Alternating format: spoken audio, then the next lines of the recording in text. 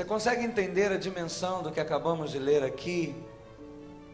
Principalmente quando a Bíblia nos afirma aqui que existem algumas coisas que Deus preparou para um grupo específico de pessoas. E esse grupo específico é caracterizado por pessoas que o amam. A Bíblia diz que elas foram preparadas, e tudo que é preparado tem propósito. Então dá a entender, amados, que aquilo que o olho não viu, o ouvido não ouviu, não subiram ao coração do homem, são coisas que Deus preparou pensando em cumprir um propósito na vida dos que o amam. Então dá a entender que apesar de isso estar preparado já para os que o amam, essas pessoas vão ter que compreender como chegar lá e como desfrutar disso. Todos passam por um processo de 3 passos. O primeiro passo é aquele momento que a gente entende um monte de coisa errada que a gente estava fazendo, e a gente descobre o que essas coisas erradas estavam produzindo, provocando, trazendo de consequência ruim, e a gente se arrepende e diz: pô, não quero mais isso para a minha vida. Aí o segundo passo é aquele momento onde a gente começa a buscar então a fazer a coisa certa. A gente começa a perceber o erro e não quero mais fazer o erro, então como é que faz certo? Ó, isso aqui é o que eu tenho que fazer. Então agora a gente vai começar a buscar fazer o que é certo, porém muitas vezes a gente nunca viu ninguém fazer isso, ou então existe já muitos anos que a gente fazia algo errado, que agora a gente tem que fazer certo. A gente até viu alguém fazer, mas como há muito tempo a gente fazia aquilo, virou um hábito.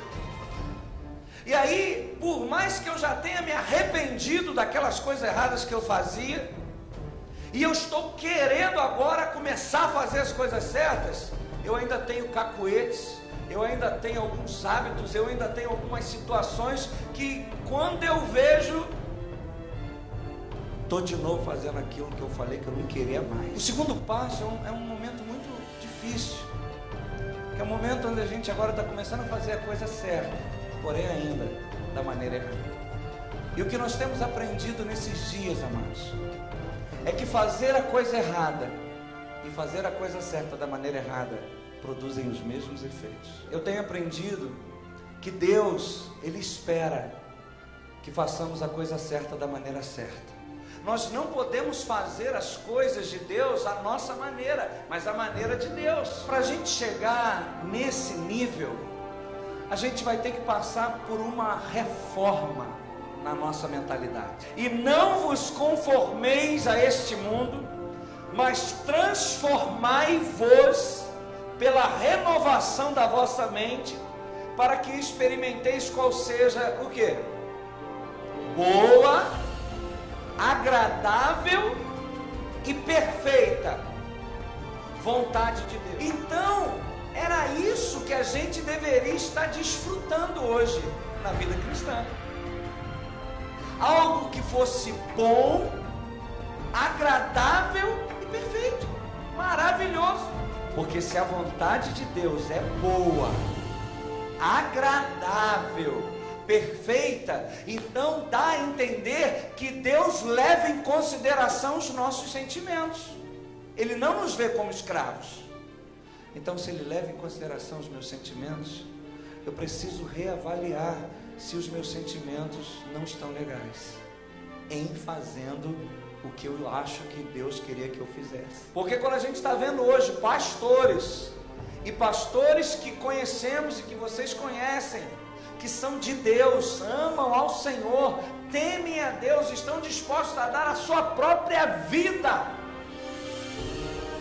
Quando a gente olha essas pessoas que estão fazendo a vontade de Deus arrebentada, então na verdade dá a entender que não adianta a gente querer fazer a obra de Deus e a vontade de Deus à nossa maneira.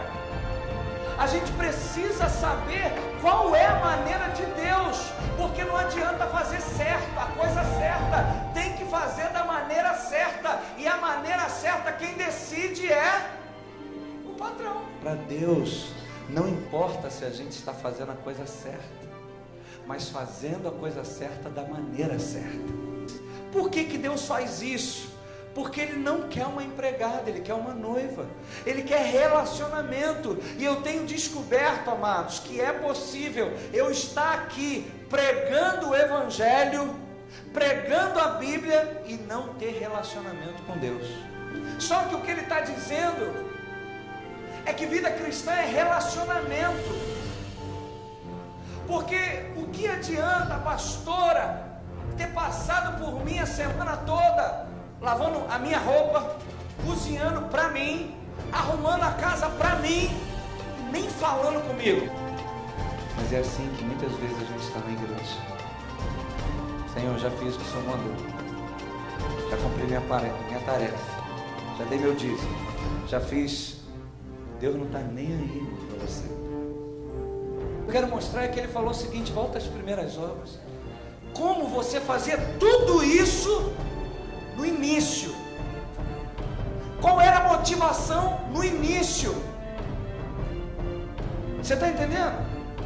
É isso que ele está falando quando ele fala volta às primeiras obras. Ele não está mandando para com essa obra. Ele não falou isso aqui. Para de fazer tudo isso que vocês estão fazendo. Ele só falou o seguinte: só queria que vocês fizessem como era feito antes, porque desse jeito perdeu a graça. O reino de Deus consiste disso, de fazer a coisa certa, justiça, né? Fazer a coisa certa, paz e alegria. Quando a gente vivencia isso, a gente agrada a Deus e quem está do nosso lado. A vida cristã não fere, a vida cristã abençoa, a vida cristã inspira. As pessoas começam a desejar querer o nosso Deus, as pessoas começam a desejar querer experimentar o que a gente experimenta. Mas o que me chamou a atenção na hora que eu estava pensando nisso é: toda vez que a gente está tomando um remédio para abençoar, para curar, para tirar a dor, e os sintomas persistem, a gente precisa procurar ou ele errou na receita, ou a gente está tomando errado o remédio. E a orientação normalmente é também que ninguém deve se o que seria automedicar? Você dá uma de médico.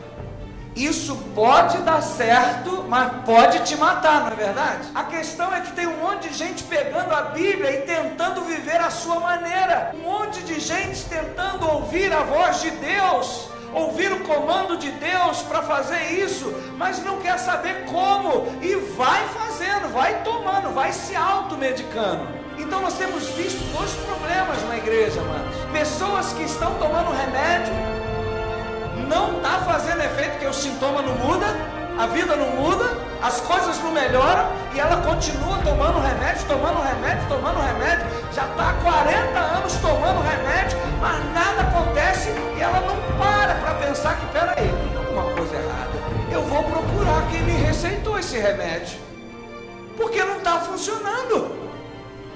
Mas tem pessoas que, apesar de estar adoecendo cada vez mais, insiste em não procurar um médico e falar: médico, o que está acontecendo? E estar aberta a ouvir qualquer coisa. Você está tomando errado. Como é que você está tomando? Não, eu não te falei para tomar assim. Ah, mas eu achei. Não, mas você não tem que achar. Cadê a receita? Vamos ver a receita. Eu perdi, eu não sabia se era de 8 anos. Por que você não me ligou? Você não voltou aqui no consultório? Você percebe que muitas vezes a gente está fazendo assim na igreja? Vida cristã é um relacionamento à maneira de Deus. A gente ora à maneira de Deus. A gente vive à maneira de Deus. E quando isso acontece, a gente pode reclamar com o médico. Por isso, se persistir nos sintomas, procure o médico. Você que está em casa, como estão os sintomas na sua vida? O remédio está fazendo efeito ou não? Por que você não para de tentar agora? Paga o preço que for da consulta, de esperar ser atendido, mas saia de lá com a receita certa, tome o remédio da maneira certa e você vai ser curado, e você vai ser salvo. Pensa nisso. Que Deus te abençoe.